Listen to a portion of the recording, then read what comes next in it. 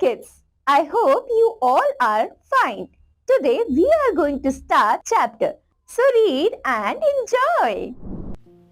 Chapter number 10, The Titanic. Read and enjoy. The Titanic left England for America on April 12, 1912. The Titanic was the largest luxury liner the world had ever seen. The people were gasped to see its huge size. It was built by a very famous shipping company called the White Star Line. It was called the unsinkable ship. The people who traveled on the Titanic were excited.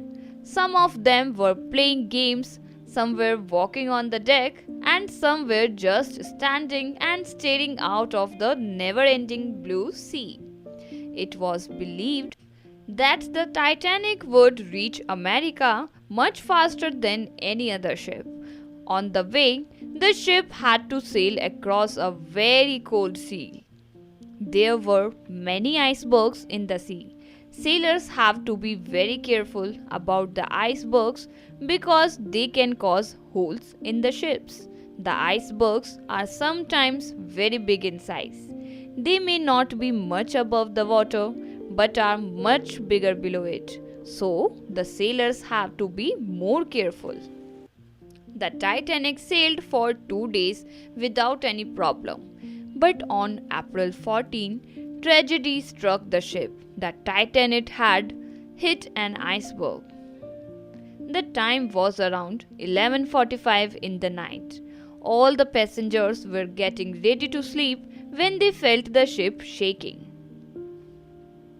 All of them came out on the deck to inquire about it. The ship's crew told them about the iceberg, but they also told them not to worry as the Titanic was the unsinkable ship. But the good time did not last long. Soon, the captain of the ship, Captain Smith, made an announcement. The Titanic is in trouble. It is sinking. We are trying our best to save the ship, but it is sinking very fast. Hearing this, the people started screaming in panic. They started running here. The crew rushed about, trying to calm them down. The lifeboats were brought down, and the women and the children were helped on to them. Radio messages were sent asking ships close by to come to their help. Many ships replied to the messages sent out from the Titanic. But all of them were at least 4 hours away from the sinking ship.